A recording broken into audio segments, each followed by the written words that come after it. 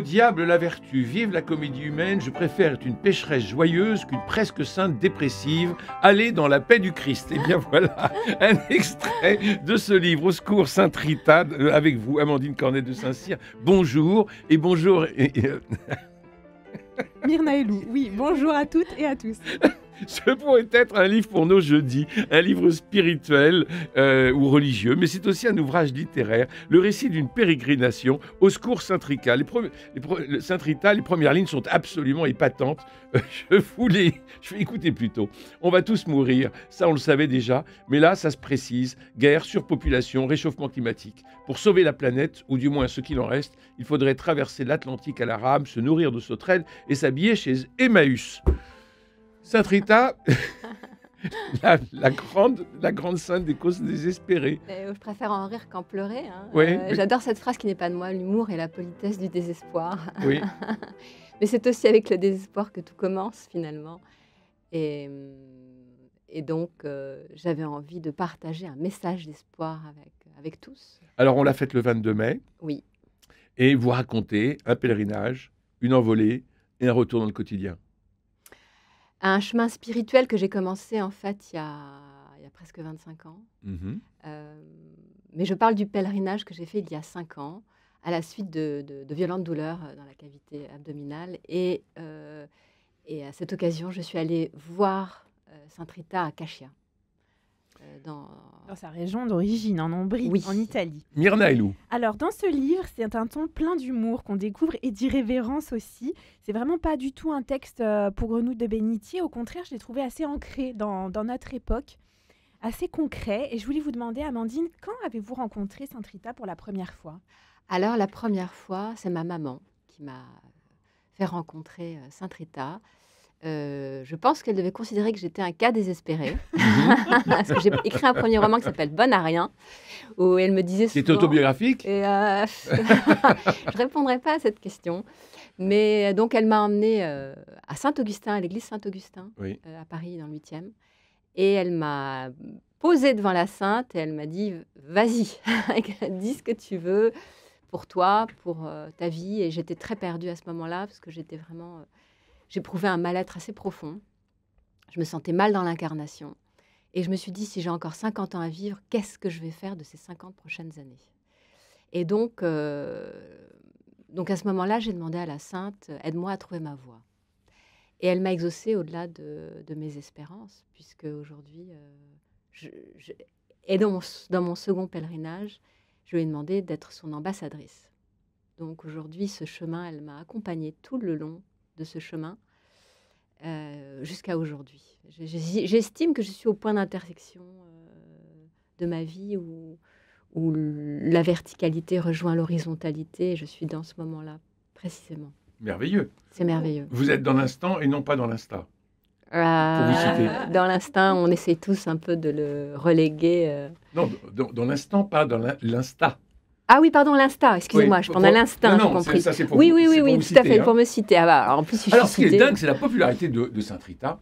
D'ailleurs, vous allez rencontrer Éric Emmanuel Schmitt et vous racontez cette rencontre et vous lui demandez si le prix Sainte Rita, il vous répond, mais vous pensez que je suis un auteur, une cause désespérée comme auteur, hein, mais en revanche, ce qui l'intéresse, c'est de voir les gens qui vont à Sainte Rita.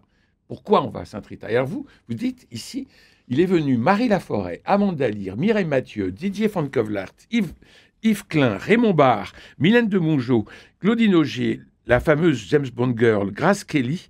Elle a même déposé une photo des Grimaldi sous la statue de la Sainte. Et bien sûr, notre maire, Christian Estrosi, dont la famille est originaire d'Ombrie avec sa femme Laura. On peut dire qu'ils connaissent tous l'adresse miraculeuse. Un name-dropping pour The Place to Pray. Je suppose que certains priaient pour décrocher un rôle, d'autres pour convoquer l'inspiration, tel autre pour épouser un prince, et d'autres encore pour remporter tous les suffrages. C'est la cour des vanités. Mais là, on est quand même dans la superstition. Oui, alors c'est le sacristain qui m'explique ça. Enfin, non, alors le passage c'est de moi, mais lui a dit que toutes ces personnes-là à Nice, au sanctuaire de Nice, parce que c'est un grand sanctuaire très important après le sanctuaire de Cascia. On parlait de la liste du sacristain. De la liste du sacristain. Et, oui. Est-ce que c'est encore de la spiritualité ? Alors, moi, Ou n'est-ce pas de la superstition? Alors, c'est les deux. Oui. Pour certains, c'est uniquement de la superstition. L'artiste Ben, qui nous a quittés il y a quelque temps, Oui. j'étais allée l'interviewer pour faire un documentaire sur Saint-Rita que je prépare, qui serait inspiré du livre. Lui me disait, je suis allée dans son jardin, c'est un grand copain de ma mère, Sylvana Lorenz, et il me disait, je ne suis qu'un mécréant. Et je lui dis, bah, d'accord, Ben, mais pourquoi dans ton jardin, il y a un hôtel avec Saint-Rita? Pourquoi tu as fait le char de Nice avec Saint-Rita? Et voilà. Et il me dit, c'est par superstition, ça porte chance. Très bien, on connaît la carrière qu'il a faite. Et Yves Klein est un artiste aussi qui a eu beaucoup de succès. Lui était croyant, il allait tout le temps au sanctuaire de Nice, il est allé à Cachia. Il est né à Nice d'ailleurs, lui. Depuis son plus jeune âge, il était dévot à Saint-Rita. Il est niçois, oui, il est niçois. Et c'est drôle parce que c'est sa tante qui l'a un peu initié à Saint-Rita, qui s'appelait Rose. Et la rose, on sait que c'est le symbole de Saint-Rita. Oui. Celui aussi de Sainte-Thérèse de Lisieux, mais on fait la différence de toute sainte, on va dire. Oui, c'est vrai, parce que c'est marial en fait. Oui. C'est une dévotion. Alors mariale. Yves Klein, incroyable. J'aimerais bien lire sa prière à Saint-Rita. Eh bien justement. Dans l'ex-voto. Allez-y. Alors, il faut peut-être raconter que donc il a fait lui-même le pèlerinage plusieurs fois à Cachat. Et dans les années 80, au monastère, on a redécouvert l'ex-voto qu'Yves Klein avait apporté pour remercier... Après un tremblement de terre. Exactement. Ils ont dû refaire des travaux, restructurer le monastère. Et donc, cet ex-voto, dont j'ai vu l'image, qui est absolument magnifique, c'est une œuvre d'art à part entière, a été retrouvé. Et dans l'ex-voto, on trouve la prière d'Yves Klein. La voici. Sainte Rita de Cachat, je te demande d'intercéder auprès de Dieu le Père Tout-Puissant, afin qu'il m'accorde la grâce d'habiter mes œuvres, et qu'elles deviennent toujours plus belles. Et puis aussi la grâce que je découvre toujours, continuellement et régulièrement, toujours de nouvelles choses dans l'art, chaque fois plus belles. Même si, hélas, je ne suis pas toujours digne d'être un outil à construire et à créer de la grande beauté. Que tout ce qui sort de moi soit beau, ainsi soit-il. C'est émouvant. C'est une très très belle prière. Que mes ennemis deviennent mes amis, et si c'est impossible que tout ce qu'ils pourraient tenter contre moi ne donne jamais rien, ni rien ne m'atteigne jamais, rends-moi, moi et toutes mes œuvres totalement invulnérables. Ainsi soit-il, que mon exposition de Krefeld soit le plus grand succès du siècle et reconnu par tous. Waouh, quelle vanité! Grosse vanité. Et il a été bien exaucé. Il a été bien exaucé. Donc, enfin, alors, parce que justement, par rapport à la superstition, c'est ça, moi, que je trouve un peu gênant, si vous voulez. Absolument. C'est-à-dire que on peut demander à Sainte Rita de nous ouvrir le chemin vers Dieu. Mais on va pas demander à Sainte Rita de gagner au loto. Absolument. Bon. Je comprends ce que vous dites. Vous voyez ? C'est un peu dérangeant. Or, on voit que toutes ces stars que vous citez et qui prient Sainte Rita, et notamment Yves Klein, que mon exposition de Krefeld soit le plus grand succès du siècle et reconnu par tous. Non ? Oui, alors c'est vrai, mais il a donné beaucoup de beauté au monde aussi. On peut dire qu'il le redistribue. Je crois qu'à partir du moment où on se sert d'une certaine manière, mais qu'on redistribue, je crois que ça peut le faire. C'est-à-dire qu'on a tous besoin d'être nourris. Et c'est vrai que je le donne un peu, entre guillemets, comme un talisman aux gens.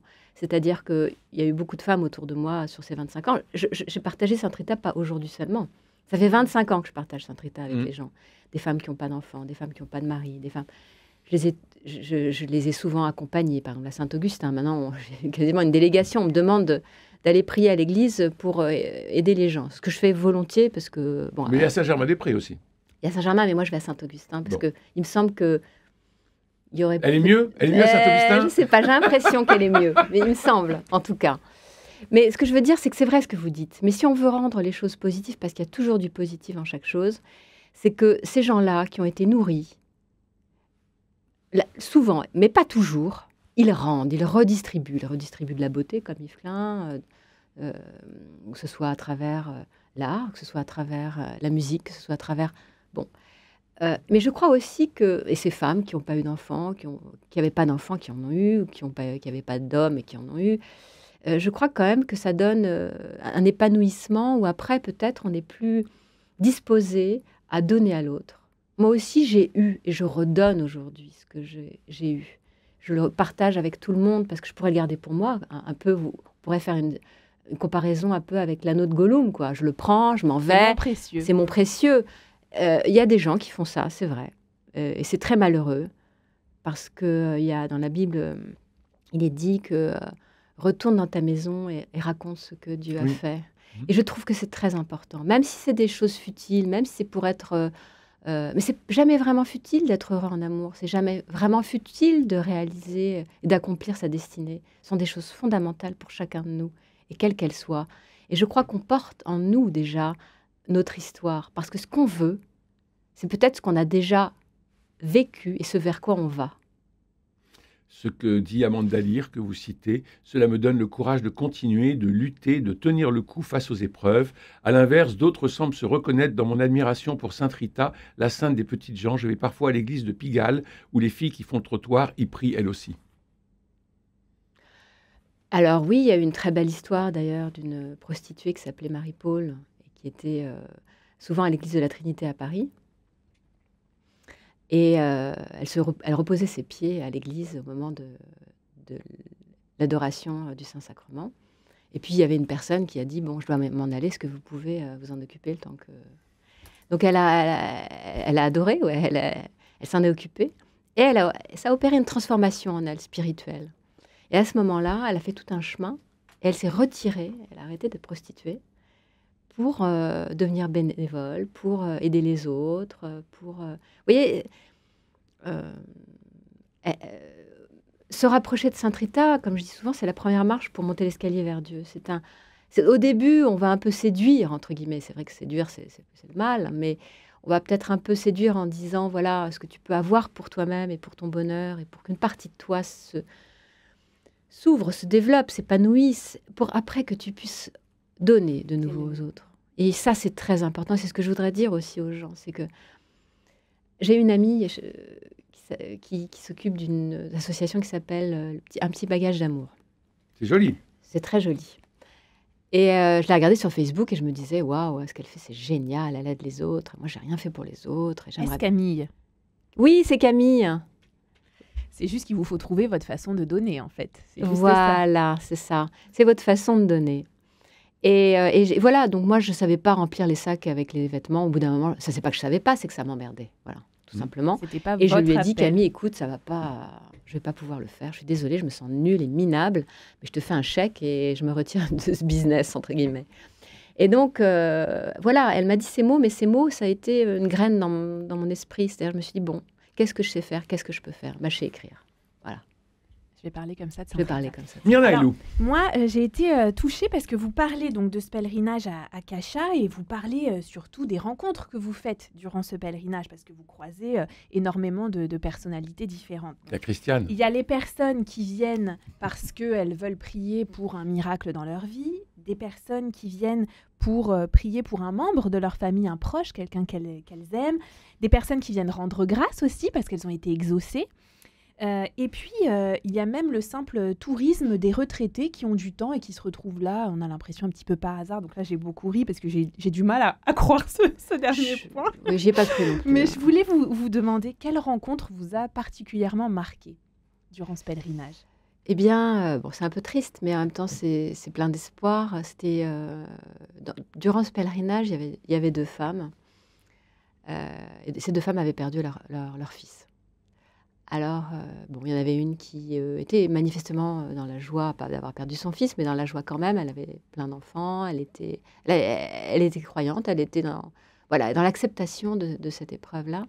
Et une autre, en revanche, qui avait le visage un peu fermé, les lèvres crispées, elle était le sourcil sévère, je sentais qu'elle était mal, et on peut bien l'imaginer que déjà qu'elle soit là, c'était déjà en soi magnifique et merveilleux.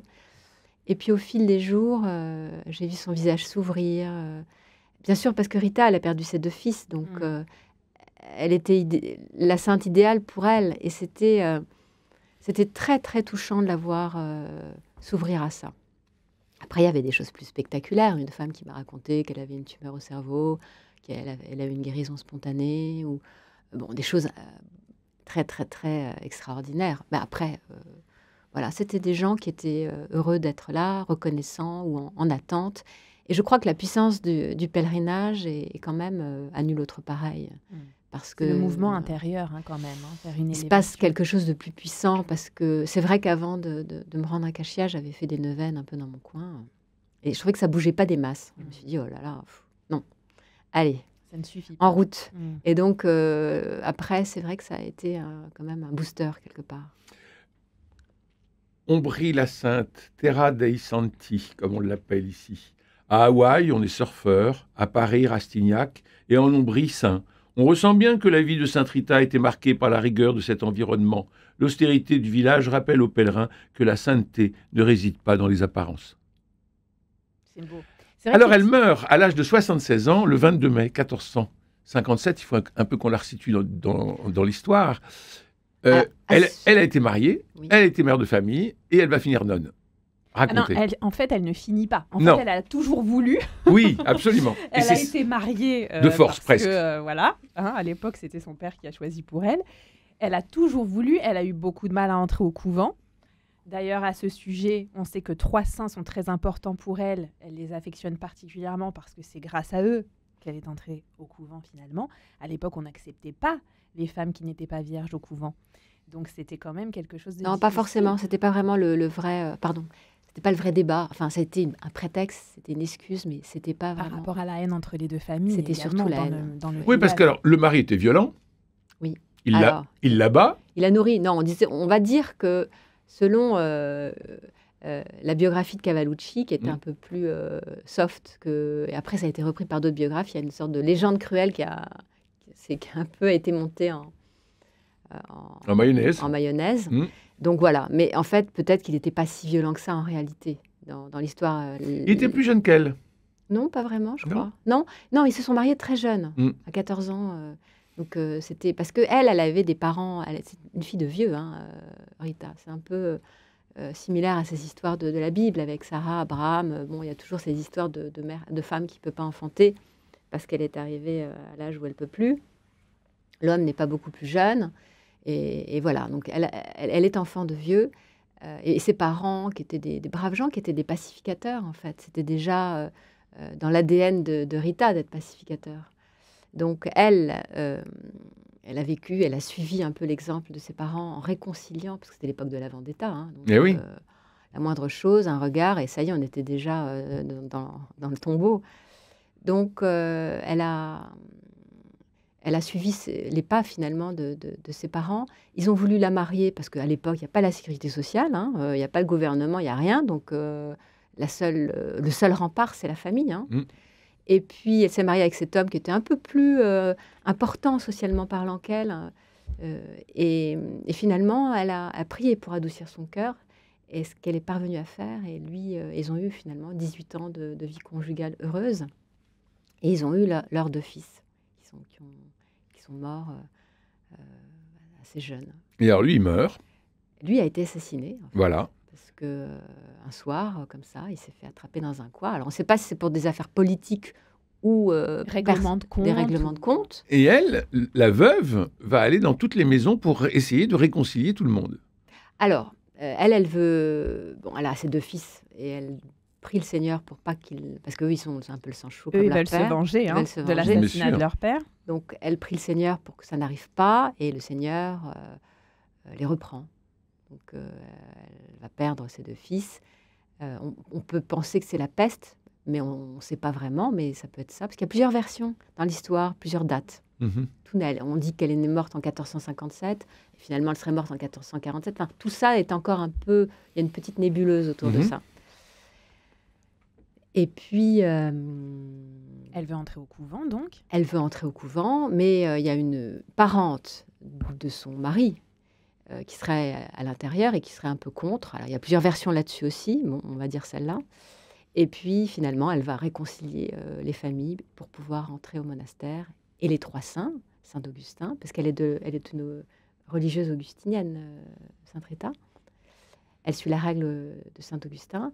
Nicolas Tolentino, qui est presque contemporain d'elle, mais un peu plus âgé, qui est aussi le premier saint qui a été canonisé selon la règle d'Augustin, Mhm. et Saint Jean-Baptiste vont la conduire à l'intérieur du monastère qui est fermé, Bien sûr. complètement fermé. Et là, elle va y vivre combien de temps? Et là, elle va y vivre 40 ans. Oui, quand même. donc la plus grande partie de sa vie, La plus grande partie de sa elle vie. est religieuse, entièrement donnée à la prière. Absolument. Oui, Myrna. Alors, dans le livre, il y a un passage qui m'a beaucoup fait réfléchir, le passage où vous citez Descartes, quand il exprime sa conviction quant à l'existence de Dieu, en disant que refuser d'accorder du crédit à ce qui nous dépasse, c'est une limitation de notre propre perception de la réalité. Et je trouve que c'est très très intéressant dans une perspective d'élévation spirituelle, de se dire qu'en fait, on peut concevoir que quelque chose nous dépasse, et ça ne veut pas dire que ça n'existe pas finalement. Lui, s'il a la pensée de Dieu qui est parfaite, ça veut dire que Dieu existe, alors que lui-même est forcément cartésien dans son approche. Oui, il est croyant d'ailleurs, il n'est pas croyant. Les gens pensent, oui, je suis cartésien, Ça comme veut si dire ça, qu'on c'était n'était un pas rempart et que ça veut dire qu'on est forcément dans l'intelligence absolue. athée, pratiquement. Oui, c'est ça en fait. Bon, les fourmis aussi, elles sont dans leur monde. Je ne pense pas que nous soyons beaucoup plus... on n'est pas très éloignés des fourmis, je ne crois pas. Et puis, il y a aussi cette présence de Dieu que j'ai vécue lors du pèlerinage. C'est-à-dire ce moment où on sait. Parce que Vous avez senti que quelque chose vous dépassait. C'est-à-dire, oui, mais même, comme disait Jung, c'est pas je crois, je sais, c'est la connaissance. Tout à coup, on a la connaissance. Enfin, c'est-à-dire que c'est pas prétentieux de le dire, c'est simplement une sensation qu'on sait à ce moment-là. Vous voyez, il est là et on le sait, on le sent. C'est très fort, c'est très puissant comme sensation. Christian Dior avait coutume de placer chacune de ses collections sous la protection de Sainte Rita. Alors, c'est une question qu'on peut poser aux auditeurs à la fin de l'émission ou pendant l'émission, de se dire que pourrais-je demander aujourd'hui à Sainte Rita? Pourquoi à Sainte Rita? Alors, cause désespérée, est-ce qu'il faut que je demande une cause désespérée, c'est-à-dire la Sainte, vraiment en tout dernier recours?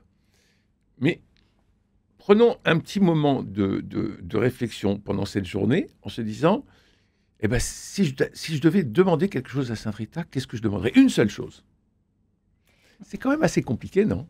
Ah oui, il faut être clair avec son vœu. Hein. Ouais. C'est ce que je dis d'ailleurs dans le livre. Il faut être clair, il faut savoir ce qu'on veut précisément, parce que c'est le chemin qu'on va... C'est quasiment une vie que ça va prendre pour y arriver, si vous voulez. Sinon, alors, c'est pas je demande et dans 5 minutes je l'ai. Ça peut arriver. Certaines fois, par exemple, quand je parle de cette femme musulmane qui m'a dit j'ai pas d'enfant, j'ai 45 ans, j'ai pas de mari, et que je dis bon, je vais t'emmener à l'église et tu vas faire ta prière. Bon, elle a été exaucée rapidement parce que 45 ans, c'est maintenant. C'est pas... Et puis il y a des vœux qui prennent une vie. Moi, j'estime que le vœu que j'ai fait à l'époque où j'ai demandé à Sainte Rita aide-moi à trouver ma voie, ça a pris ma vie. Et c'est pas fini, je pense que j'en suis qu'au début.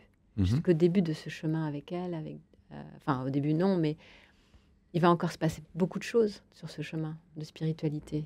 Est-ce que le culte à Sainte Rita n'occulte pas d'autres saints ou d'autres quêtes que l'on pourrait faire? C'est-à-dire que moi, j'aime beaucoup lire des hagiographies, j'aime beaucoup lire des vies de saints et rencontrer un saint qui va m'accompagner pendant quelques mois ou quelques années. Je trouve que c'est assez épatant. Est-ce que le culte de Sainte Rita n'occulte pas justement les si nombreux saints qui tapent aux portes de nos foi? Pourquoi pas rester avec la meilleure? D'autant que je trouve il faut être un peu fidèle dans la vie. On dit fidèle à un saint d'ailleurs. Oui. C'est vrai. Et oui. Je pense que Sainte Rita parle aussi à beaucoup de monde parce qu'elle a été épouse, elle a été mère de famille, elle est sainte. Je veux dire, beaucoup de personnes peuvent sentir un lien très fort avec elle. Et je pense que c'est ça aussi qui fait qu'au-delà de la religion chrétienne, d'ailleurs, beaucoup sont dévots à Sainte Rita. On peut s'identifier, c'est vrai, à elle. On peut moins s'identifier à Sainte Agathe. Enfin, on a moins envie. Enfin, si quelquefois on peut... ou Sainte Blandine, non, qui a été... mangée par les lions. Alors, elle n'a pas été mangée par les lions, finalement. Les lions ne l'ont pas mangée. Bon. Elle a été... martyrisée. Merci beaucoup. Merci Myrna Helou. Merci à Amandine Cornet de Saint-Cyr. Je rappelle votre livre « Au secours, Sainte Rita » chez Fayard. Merci Jean-Paul Lérine pour la réalisation, François Dieudonné, Philippe Malpeuch, Camille Meyer et Faustine Cléry pour la réussite technique de notre rendez-vous. C'est aujourd'hui la dernière émission de Culture Club Littérature de la saison.